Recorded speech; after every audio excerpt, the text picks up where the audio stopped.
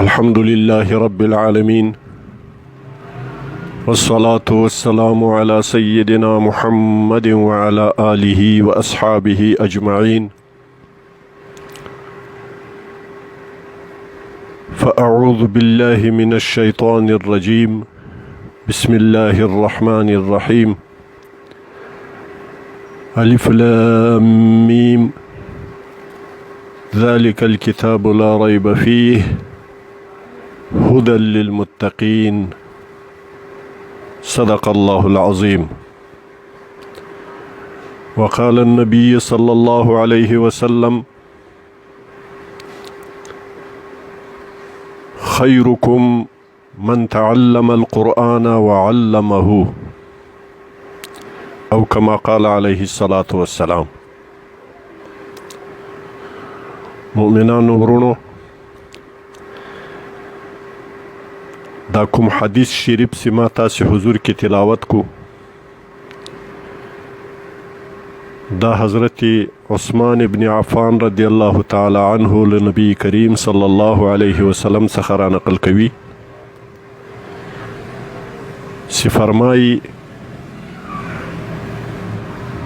خیرکم، بهتر د ما د امت، بهتر د تاسې ټولو مؤمنانو،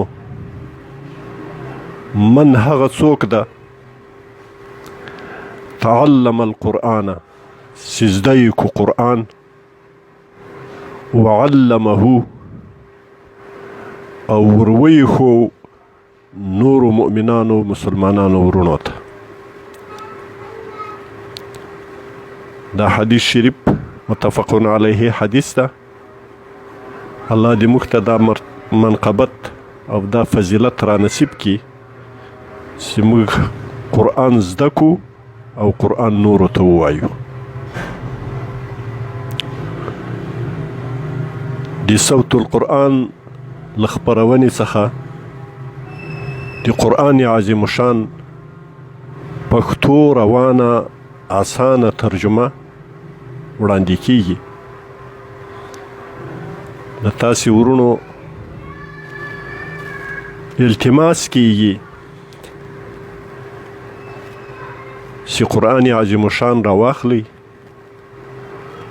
او کومه حصه چې زه ترجمه کوم په موجوده درس کې هغه حصه د قرآن عظیم شان را واړوي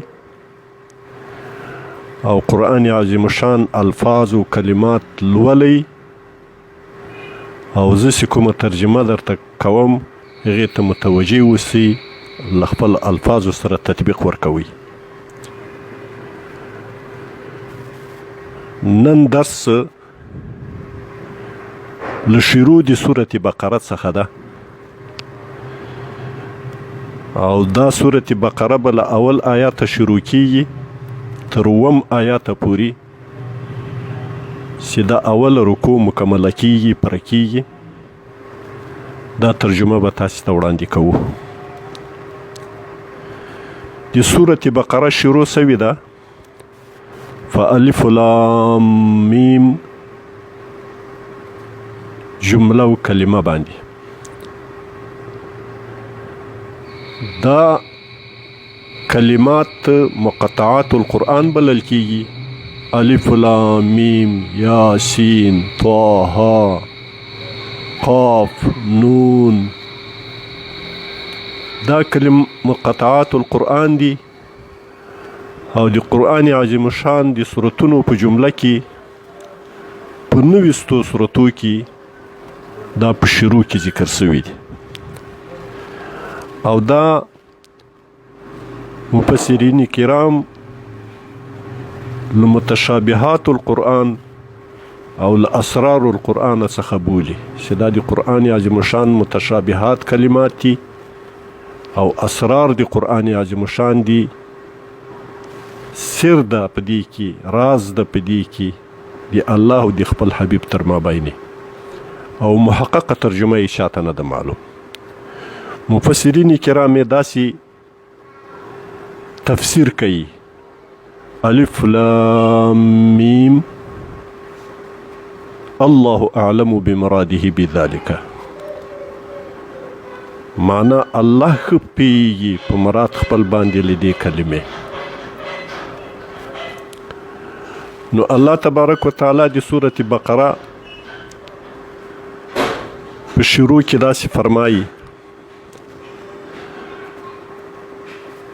بسم الله الرحمن الرحیم الف لام میم ذلك الكتاب، دا لوی عظیم کتاب، لا ریب فیه، نسته هیڅ شک په ده کې، هدى للمتقین، هدایت ته خاص متقیانو ته.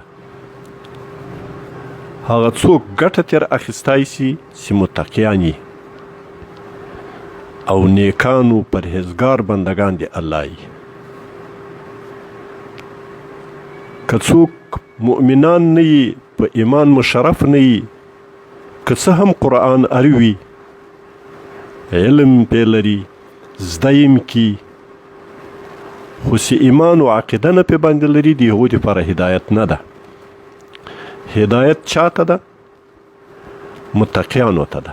الله پاک فرمایي هدى للمتقین، هدایت ته متقیانو ته. د متقیانو تفسیر او تعریف په همدغو آیاتونو کې را روان ده. الله تبارک وتعالی بیان کوي چې دا متقیان څوک دي. الذين يؤمنون بالغیب، هغو ته هدایت ته چې ایمان لري په غیبو باندې، ایمان راوړي په غیبو باندې. ويقیمون الصلاة، او قائموي لمونځ، مکمل او کامل ته ورسره ادا کوي لمونځ. ومما رزقناهم ينفقون،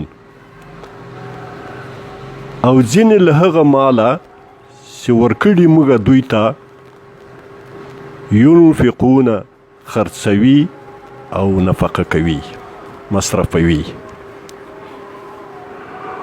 والذین یؤمنون،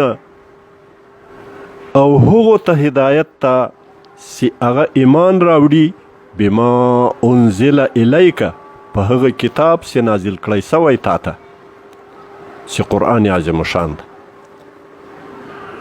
وما انزل من قبلک، او په هغو وحیو باندې ایمان راوړي چې نازل کړی سوي دي مخکې له تا، که هغه د کتابونو په شکل کې راغلي او که د صحائفو په شکل کې راغلي. وبالآخرة هم یوقنون، او په آخرت باندې هم دوی یقین کوي، باور کوي او تصدیق کوي. اولئک علی هدى، الله فرمای دا کسان، اولئک دا کسان، علی هدى، په هدایت دي، من ربهم، لطرف دی رب دی دوی. واولئک هم المفلحون، او دا کسان هم دوی کامیاب او بریالی دي.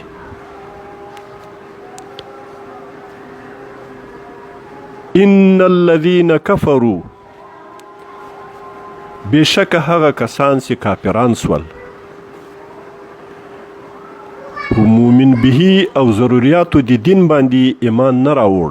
ان الذين كفروا، بشک هغه کسان چې کافران سول، سواء علیهم، برابر ده په دوی باندې، یو شانته ده په دوی باندې، انذرتهم ام لم تنذرهم، که وویره ته دوی او که نه وویروې دوی.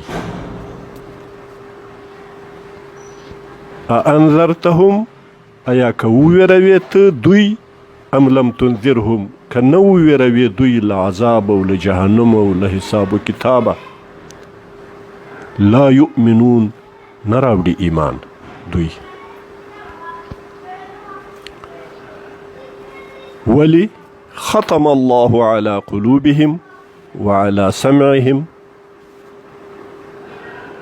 مهر وهلی الله په زړو د دوی باندې چې د حق خبره یې زړو ته نه تېرېږي وعلى سمعهم او په غوږونو باندې چې د حق خبره اورېدلی نشي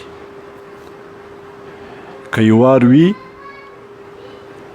تمکین نه ورکوي اعتبار نه ورکوي وعلى ابصارهم غشاوة او په سترګو د دوی باندې یو خاص قسم پرده ده چې دوی حقایق نه پې باندې ویني ولهم عذاب عظیم او سته دوی لره عذاب ډیر لوی الله جل جلاله هم دی د دې لوی عذاب دی الله چې امان و نجات نصیب کړي صدق الله العظیم